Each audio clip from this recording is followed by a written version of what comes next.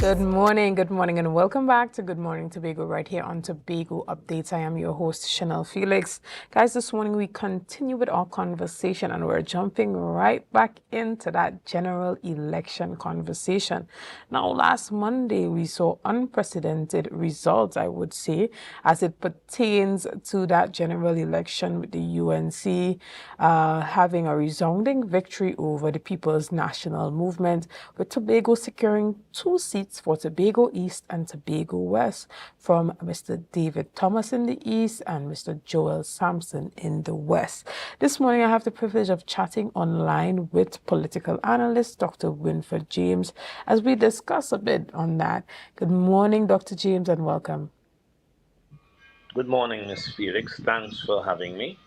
Good morning. It's always a pleasure to chat with you now. We saw that you were there online on the night of election, so we kind of got to see some of your live reactions while those results were coming in. And I remember watching and seeing you and hearing you say that it's a bit too early to call, but the trend is suggesting that the TPP was about to sweep both Tobago East and Tobago West. Now, from you, did you see that coming? Not the sweep, not the sweep. I actually thought, based on the data we were receiving, that PNM would retain the seat, Tobago West, that Shamfa held, and TPP would win Tobago East. But things did not turn out that way, and largely because we didn't have all the data that we needed to have. I know that Professor Ghani suggested that his poll, um, his poll was suggesting that UNC would win. Is it 45% of the vote, and PNM would win? I think it's 30 something percent of the vote.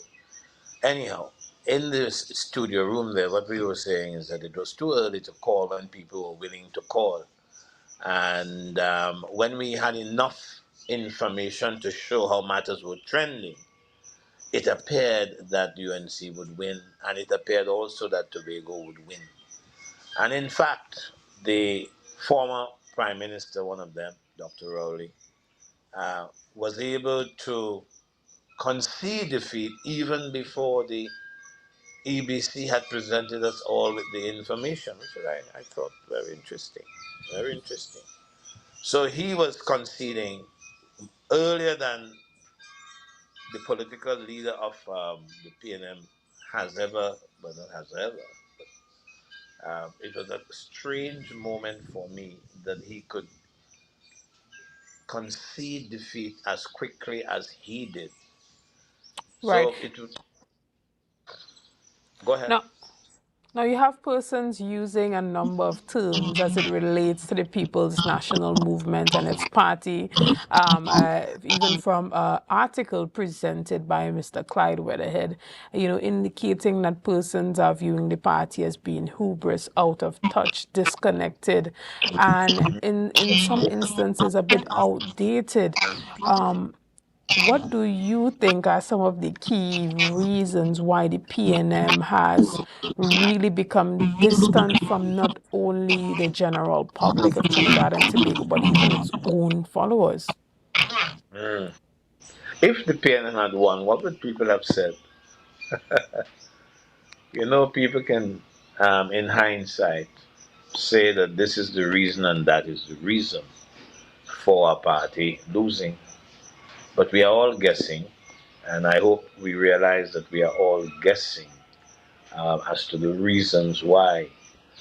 For a long time now, though, the PNM has not had a, a, a narrative that was attractive to the people of Tobago and the people of Trinidad. But let's deal with the people of Tobago first.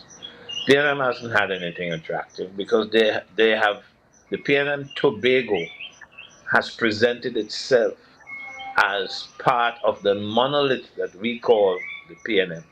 for the longest while. The two representatives of Tobago in the parliament do not have or did not have um, a voice that was independent. That has not happened. They have been part of the PNM in the country as a whole, even though they speak of a PNM Tobago. But it has not been that Shamfa Kodjo and Ayana Roy, it has not been that they have gone out on a limb, so to speak, and given their views on political questions that arise in the country. That hasn't happened. They are under the whip in the PNM, just like those representatives in Trinidad. So, what was the narrative? They had no narrative for the people of Tobago, and I think that in large measure had led to their, or contributed certainly, to their demise. So they didn't have a narrative a convincing narrative to present to the people of Tobago. And Tobago is crying out for autonomy. Tobago is crying out to the authorities, and something that happened, of course, in this coalition, this of sorts that has developed between TPP and the UNC. But Tobago is still on the question of autonomy. But you will not hear, or it's now past, you would not have heard Shamfa and Ayana coming out in the open and saying, we represent Tobago in this matter of, we have been the government of this country and we represent Tobago in the matter of autonomy. You will not hear that kind of conversation. Now, with respect to the broader question of PNM being out of touch, well, that comes when you spend a lot of time in a position, in a post, and you get to thinking that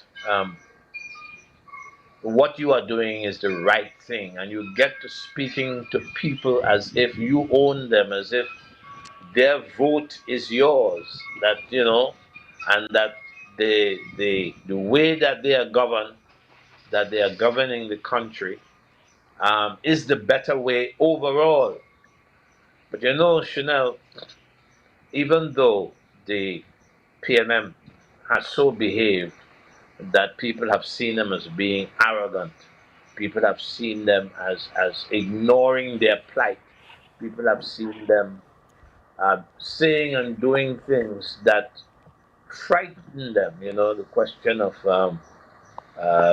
property tax, the question of more taxes to come, old age pension being under threat, the extent to which the PNM has, I don't know, but PNM doesn't seem to have listened to the people with respect to what their needs are.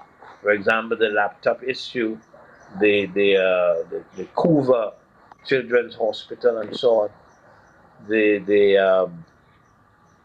that hospital, the university branch down in Debe, people think that they were uncaring. But for me, Chanel, the question is whether those are the real reasons why the PNM failed. I don't think so. I think the real reason has to do with the um, how should I put this? The real reason has to do with the price of oil and gas that has been trending downwards over time. Right, every government that has we have had in recent, well, since way back in William's time, every government has floundered because the price of oil and the price of gas trended downwards, and therefore there are things that the government could not do because of this great reliance on oil and gas and this non-diversification of the economy.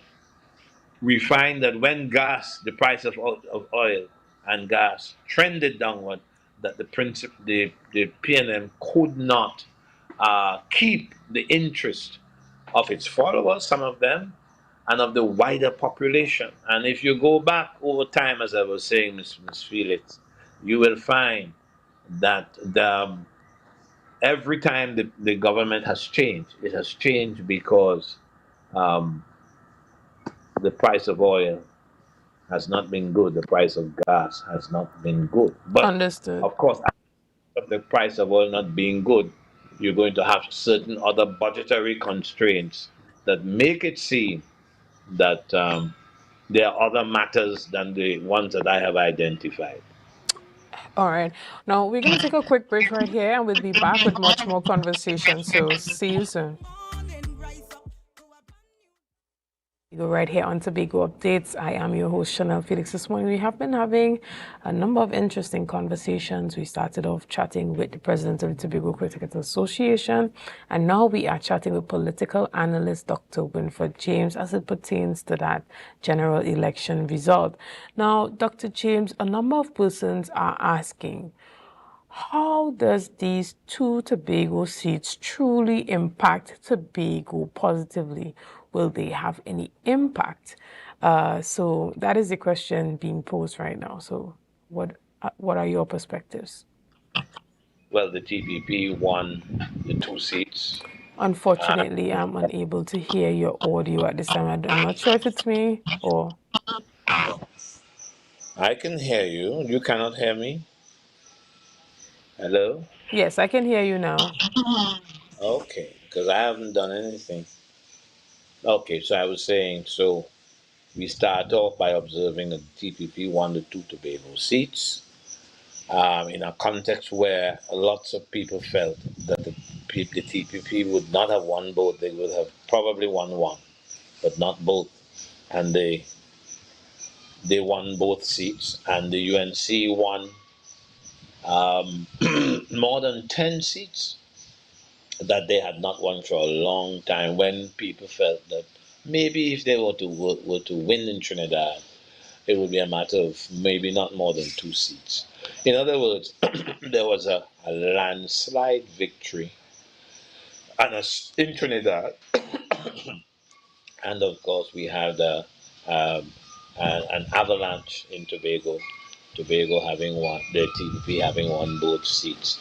And even before they won the seats, people knew, it was open secret, that there was some coalition, some coalescence happening there between the UNC and the TPP. And it was felt that because, well, not because, my apologies there, it was felt that the UNC could not win more than two seats. And if that were the case, even if they won by a very slight majority, the point is TPP would have been in a better position to influence government policy at that point in time. But the UNC picked up 10 seats, 10 extra seats. So it was a situation where the leverage that the TPP could have had was taken away by the Trinidadian electorate that opted for the UNC in 2025. Now, maybe the coalition that I was talking about, which was rather loose but still quite evident, um, maybe that loose coalition could have resulted in the two guys from Tobago being given a ministerial post in the new government. But Chief Secretary Farley Augustine said that he and his party were not interested in having ministerial positions in the Kamla Prasad Besesa cabinet, that they would sit in the parliament um, on the basis of their victory in the parliamentary elections, and they would not be one of Kamala's ministers and so on. Now, we will have to ask Father Augustine what this his thinking was. But clearly, his thinking was one of the options that was available to him. That rather than being lost, or these are my words by the way, rather than being lost in um, the population of the government, the UNC population of the government, and he preferred that for them to have keep their independence and probably negotiating particular things as they went um, outside of the parliament, so to speak. In other words, once they did not break the law and they were making arrangements, they were making concessions, maybe that could happen. And you could have the support of the two seats in Tobago, the two parliamentarians. You will have their support um, for legislation that required particular majorities. And I don't remember all the bases, even the lawyers don't know. I don't remember all the bases on which you can have a certain majority being expressed in the parliament. We speak of three-fifths majority, three-quarters majority. We speak of a simple majority. So the thing is, we don't quite know the kind of legislative collaboration that might be required for certain kinds of majorities needed by the Constitution for certain pieces of legislation. And I think Father Augustine is saying, well, let's keep our independence for the time being, and we will take it case by case. Now, remember that that is happening in a context where Tobago is not satisfied with the portion of the budget that they are allocated. They have not been happy with that at all. I am sure with the midterm review coming up and with a budget presentation from the House of Assembly to the Minister of Finance, that's coming up as well. We don't know the extent to which an accommodation that goes beyond and upwards of um, what they have been offering us, which is about 4.03, near the bottom of the scale that was recommended by the Dispute Resolution Commission. We don't know if this government will behave as the PNM has done over time. Although I myself have doubted it, given the kinds of statements that have emanated um, from the Prime Minister herself and from a minister like Anil Roberts in his Douglas Politics um, post podcast, if you may call it that. Yes. So I'm saying here there is an advantage, perhaps, for the TPP in withholding a desire to become a part of the Kamala Prasad Bissessar cabinet until things are clearer. We don't know. We don't have the benefit of the thinking of the TPP. That is to say, the reasons why have not been made clear to the public. But it continues to be a very interesting development that the coalition is still there, that there is a collaboration behind the scenes, which is not quite clear, but which is evident exists. Um, and we'll have to wait to see now how things develop. In the meantime, one must note that Joel Sampson will, by not taking a ministerial post in the government, that he will suffer a loss of salary um, now that he is the representative for Tobago West. And I'm not so sure that that is a just thing to do, because as a secretary, he was earning more than he will earn as a parliamentary secretary. And these things are important. But I imagine that the chief secretary is aware of that, I don't know, that development, which cannot be in Joel's best interest. So, in essence, we are saying that a coalition still exists. The Farley may be required to contribute to the passage of legislation that requires a certain majority that would include the 2 seats. We also are seeing that Farley Augustine has withheld participating at the ministerial level in the new government for reasons that I have not heard him explain, but reasons that must exist. And we still have the question of autonomy to work out. We have the question of the budget that is underfunded. And these things will require continuing discussion on the part of the government and the 2 governments, Kamala Prasad government and the In the space, you even had a comment from I'm wondering if the prime minister that indicated that there are still a number of low-hanging fruits that can change the dynamic of the relationship between Trinidad and Tobago that is outside of the autonomy bill. There are things that they can implement in the meantime. And you're hearing in the space conversations regarding true impact on policy and the way that state enterprises are run by ensuring that there are Tobago representatives that sit on those key boards and state entities. Do you think that this will play a huge role in having a greater say for Tobago as it pertains to the relationship between the 2 islands? Well, representatives that represent the Tobago House of Assembly, that is.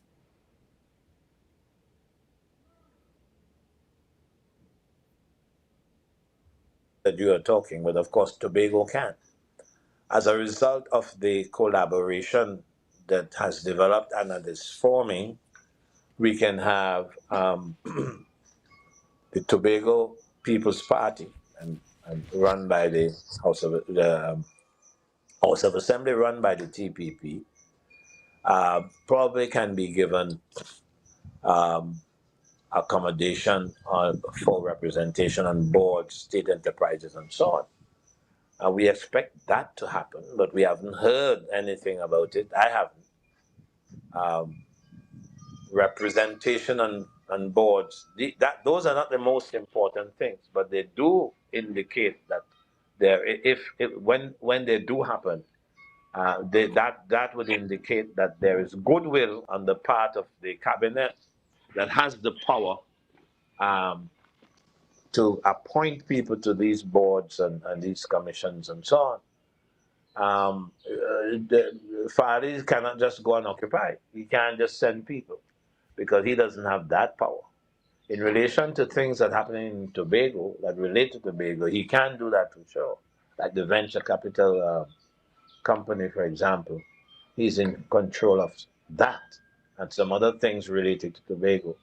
But there's some things at the national level which require that there's a collaboration between political parties, and so we expect that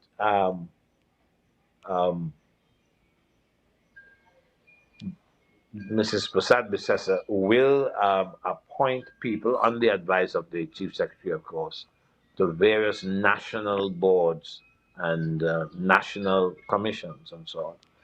Right? The extent to which that can go, I don't know, but it's a discussion that must take place. And when it does take place, it would indicate that there is goodwill operating at the governmental level between the 2 parties, that is to say, TPP and UNC. And do you expect this new relationship with the central government to augur well for Tobago's development moving ahead as it pertains to the THA getting things done? Examples of that would be, possibly receiving those non-objection letters from ministers in Trinidad for the Tobago House of Assembly to be able to benefit from international funding and things of this nature.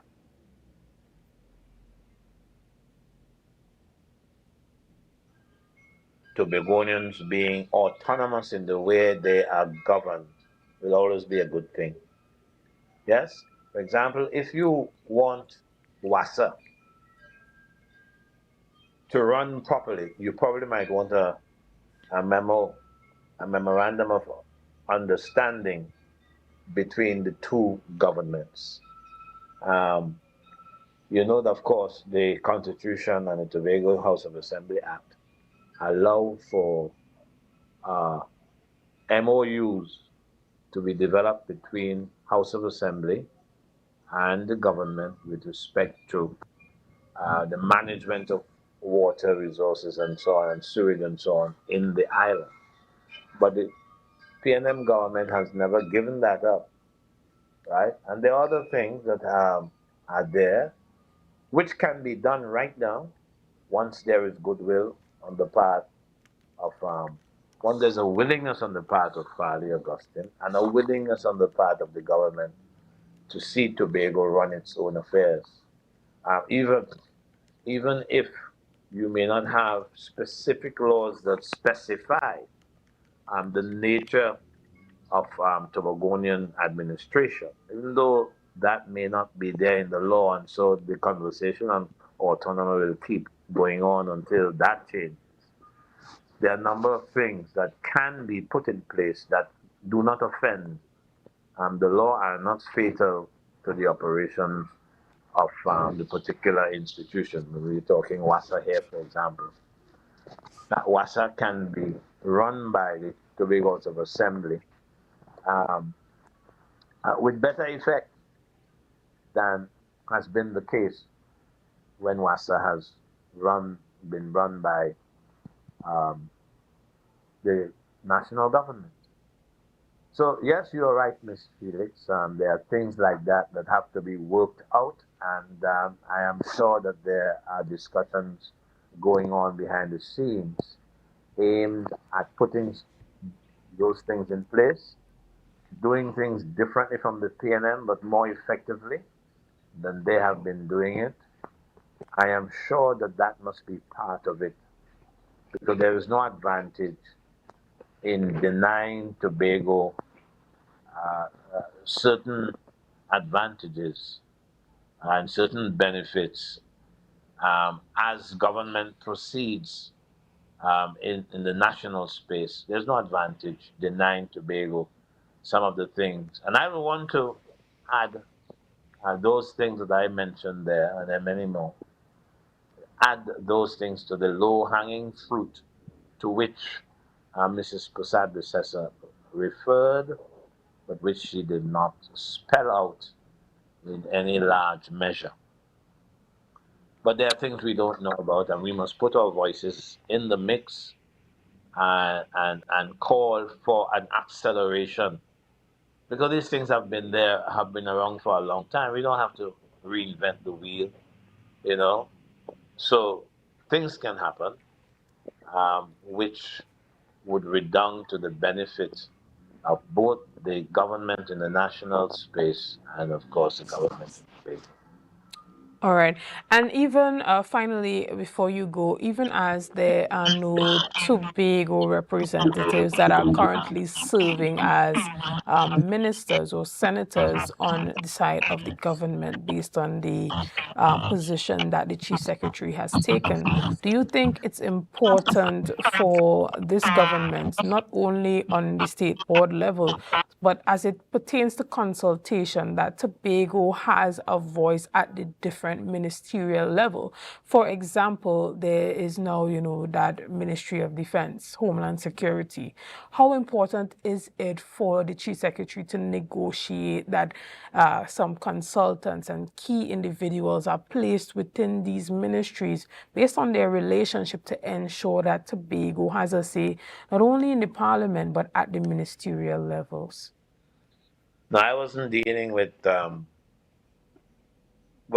what would take place at the ministerial level. There's a government that has been elected and they must govern. But while they govern, there are things that can be done collaboratively speaking between the two governments. Now, what I am saying here is that if you want the country to be better defended, now we have a Ministry of Defense and we have a Ministry of Homeland Homeland Security. Security. Right. If you're having that and you realize that in Tobago, well, we all have realized this, the borders are porous, they are not well defended, they're not well protected, then it cannot be in anybody's interest to leave Tobago out of the mix in terms of conversation that will take place. Now, whether there will be somebody located in the Ministry of Defense, that's a matter of procedure, to facilitate that happening is a different question. How best we can have a collaboration that results in Tobago's borders being better defended and protected than they have been over time, right? A lot of what is happening in Tobago, drug-wise and so on, it's terrible, and I am not going to go into that in this conversation. But the question is, how do you